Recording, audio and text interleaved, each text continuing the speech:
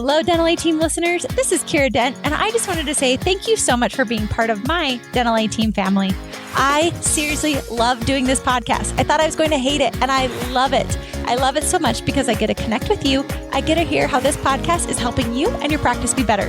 So if you have loved this podcast and you are willing to share, I would greatly appreciate if you'll share with your friends, if you'll leave us a review, if you'll give us 5 stars, anything you can do. Just like you guys grow your practices, we're trying to grow this podcast to positively impact the world of dental. This is how we get to grow our Dental A Team family. Thank you so much for listening. I hope you enjoy the show.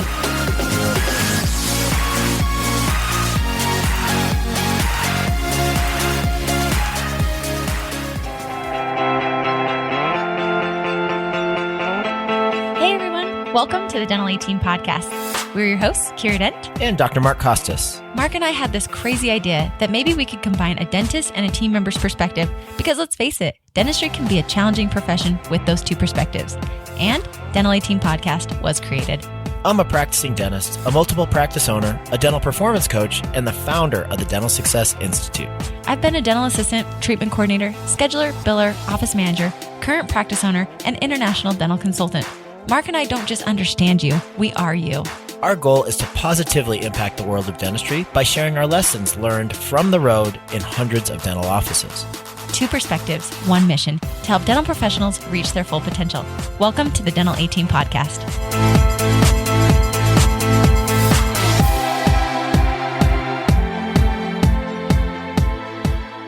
Hello, Dental A Team listeners. I am beyond excited for today's topic because this is going to be a podcast that I'm confident is going to be downloaded thousands and thousands and thousands of times because this is so good. It's so good. I wish I would have had it. I wish I could have given it to my team members. I wish we could have listened to this over and over and over again. So I'm making a podcast for my past self, speaking to, hey, Kiera, this would have helped you so much and it would have helped your team. So Tiffany and I are getting ready to do our phone skills and scheduling event in Indiana this year. So it's on September 12th. We're super excited. And Tiff and I did it last year and we decided to ramp up our A game and make this even better. So what we decided to do, this is just going to be a little snippet into the event. But we're actually going to teach people of words to use and not to use in a dental practice.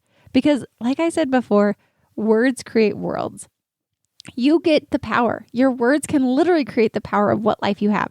It's just like that self-talk with yourself, positive self-talk. Like, I'm so awesome. I'm a rad person. I kick butt at this. I do so good at this. That's positive. Or if I'm always terrible. I can never do anything. I don't care what you say to yourself. Actually, I do care. It should always be positive. But really, whatever you're saying to yourself becomes your reality. Just like whatever you're saying to your patients becomes a reality. I heard yesterday at the office I was at all day long. Would you like to get scheduled for that? Would you like to get scheduled for that? No, I don't want to get scheduled for that.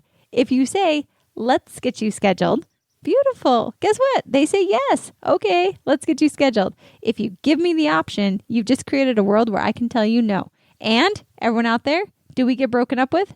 No, we do not get broken up with. So if you haven't listened to the Don't Break Up With Me podcast, go listen to that. It's like, I think podcast number 3 or 4. It was one of my very first ones that I ever did. I think it's one of my favorites to this day. But this is going to help you guys. So I'm going to give you guys a list. Tiffany's a rock star. She made this list. So I'm giving massive kudos to her. And we're going to give this out at our event. So, words not to use. And I'm just going to go down through our list. I can try, sure. Instead, replace that with absolutely. Do you guys feel the difference of the confidence? Like, I can try, or sure, or absolutely. There's so much more power and confidence behind absolutely. Another thing you can say instead of I can try or sure is I can definitely help you with that. Do you guys hear the confidence of absolutely? I can definitely help you with that. Another word not to use is but, like, well, you can get this treatment done, but your insurance, or you can get this treatment done, although your insurance will be blah, blah, blah, blah, blah. Do you guys hear the difference with but? So we don't use the word but. Instead, we use the word although. Another thing not to use is, and this is great for you guys, out of network insurances. Sorry, we're out of network, or no, we don't take that. That's a very negative. It doesn't feel empowering to people. Instead, what you can use instead is we absolutely accept your insurance and we'll bill on your behalf. While we are out of network, we will work to ensure you receive the maximum benefits as possible and nothing changes on your end. How does that sound?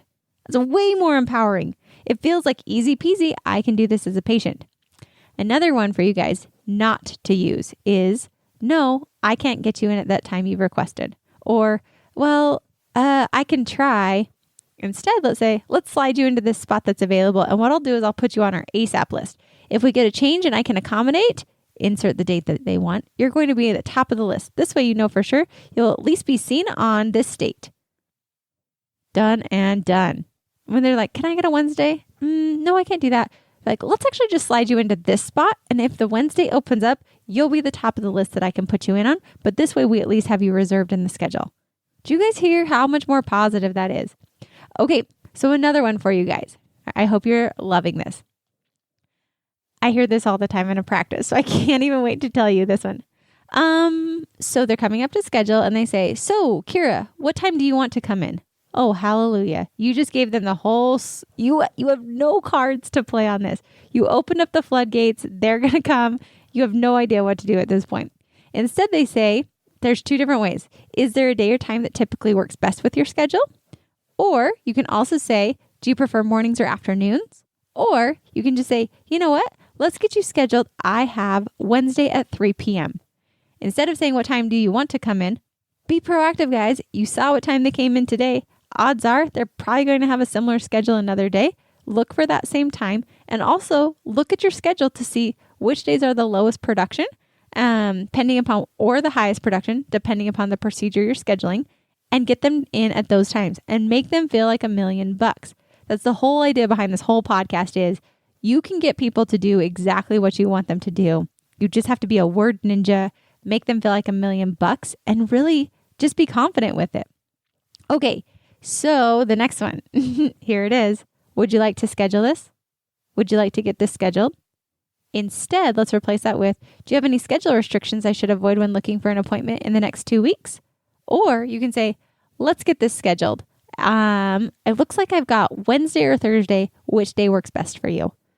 I'm going to throw in a little personal note on this. My mom, she had 7 kids, and it was really fun to watch her with her parenting style as she grew and morphed with all of us. With me and my older brother, it was more of kind of a, okay, Kiera, we're going to the library. Okay, Kiera, get your socks and shoes on. We're going to do this. Like, it's a very directed approach. Well, with my little sister, who's 15 years younger than me, so my mom had lots of time to practice and perfect her parenting, she started doing a thing called love and logic. And it wasn't a matter of if my little sister was going to go to the library, but she allowed her an option to say, okay, we're going to go to the library. Do you want to hop to the car or do you want to skip to the car?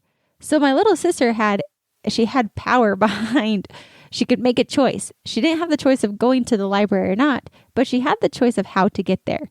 Your patients, and this is like, I'm being pretty bold on this, and obviously it's not 100%, but really think about it. Like, if you truly trust your doctors and you believe that the treatment should get done, we should assume that they're getting the treatment done. Like, there's really not an option. They're getting the treatment done. That's how I feel. If I trust my doctor, the patient's getting the treatment done. It's just a matter of how they want to do it. We can give them choices for days that they can come in, choices for treatment payment options, but they're getting the treatment done. So similar to my little sister, she's going to the library. She could hop or skip. The patient's getting it done. Do they prefer a morning or an afternoon? What is it? You want to be able to funnel them down into it. So instead of saying, would you like to schedule this? That's like asking my little sister, do you want to go to the library? No, I don't want to go to the library. No, I don't want to get this scheduled. I really did just make those voices for you guys. But instead it's saying, let's get you scheduled. Or do you prefer mornings or afternoons? Or do you have any schedule restrictions I should avoid when looking for your appointment in the next 2 weeks? All of those are assuming we're getting it done. Let's move forward with this. The next one that you should avoid is, when do you think you'll be ready to schedule? Instead, let's get you booked up, scheduled, or on the books. You can say anyway, let's get you booked up, let's get you scheduled, let's get you on the books. Let's reserve this time for you. All of that's assuming they're doing it with you, and then from there they can have their options. Another one that we should avoid, cancellation, broken appointment fee. We always say, I hear it. We require 48-hour notice for any cancellations. Hello, you just said they could cancel on you. We don't ever say that. We just say an appointment change. We can also say if a conflict arises, we do just ask that you provide us with a 48-hour notice to find a new appointment time. This will help us avoid any appointment fees. Awesome. That's so great. If a conflict arises, just let us know 48 hours ahead of time to find you a new appointment time. We're not saying they're canceling. They're still coming in. We're still going to the library. It's still happening. We just want to know 48 hours in advance so we can find a new time to go, and that avoids you any additional appointment fees. Cancel. When you guys say the word cancel, you basically tell them that they can cancel and that's okay. That's all you're telling them. Like, that's okay. We take cancellations. No, we don't. Appointment change request. We take appointment changes. On your voicemail, make sure it does not say, if you're calling to cancel your appointment. No. If you're calling to move your appointment or have appointment changes, That way you don't plant the seeds. Your words create worlds. Are you planting the world of, hey, you can cancel on us. You can break up with me anytime your heart wants. Or are you saying, hey, if a conflict arises, just give me a heads up. We're going to move it to another time.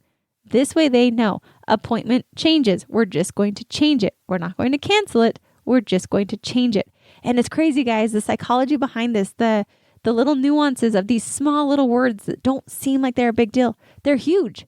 Your words create worlds. You create your own reality. What reality do you want? Do you want one where they cancel on you? Or do you want one where it's an empowering place where they actually stay on the schedule with you? All right. So another word that I hear all the time is, unfortunately, we don't do that. Instead, you can say, anything else? You don't have to use the word unfortunately. Get rid of that. Unfortunately sounds like, I'm so sorry that we're terrible and unfortunately we can't accommodate that. Anything else I can help you with? Well, Kiera, I can't do that. Well, unfortunately, we can't do that. Or like, hey, absolutely. Let me find a spot that works for you. Don't use the word unfortunately. It's sad. It's sticky. And I know I catch myself saying this. This is one of my words that I say because I think I'm being kind, like, well, unfortunately, we don't do that. But unfortunately feels negative. There's a negative piece to it. And if you guys notice on the words to use versus the words not to use, the words to use are empowering. They're very positive, like, absolutely, my pleasure. All these things like, let's get you scheduled. Super positive. Unfortunately, cancel. No, we can't help you. When do you want to schedule? And yes, but like even my energy, my body language feels bleh when I say those words. If I say absolutely, it really does bring this higher energy. And I'm not doing this intentionally on the podcast. Literally, if I say absolutely, or no, I can't do that, or unfortunately, we naturally know the context that those words fit in and how the intonations go with that. Absolutely, we smile, we've got more expression. Unfortunately, we lower it, we drop it. My head even drops to the side.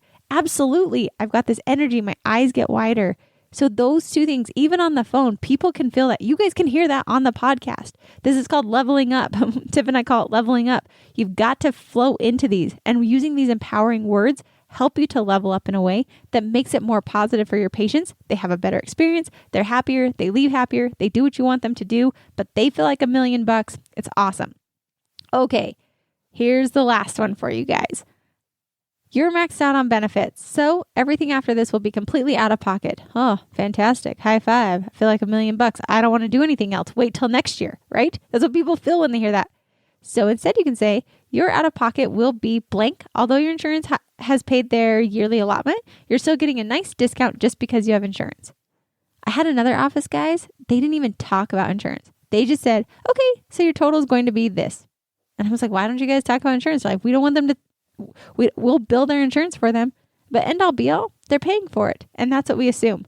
I was shocked. This is a huge practice, PPO practice, heavily insurance, but they realized their words create worlds. I could take a note from their book because end all be all, they did a fantastic job. They didn't do the negative, like, well, you're maxed on benefits. It's like, so your out of pocket's going to be this, period.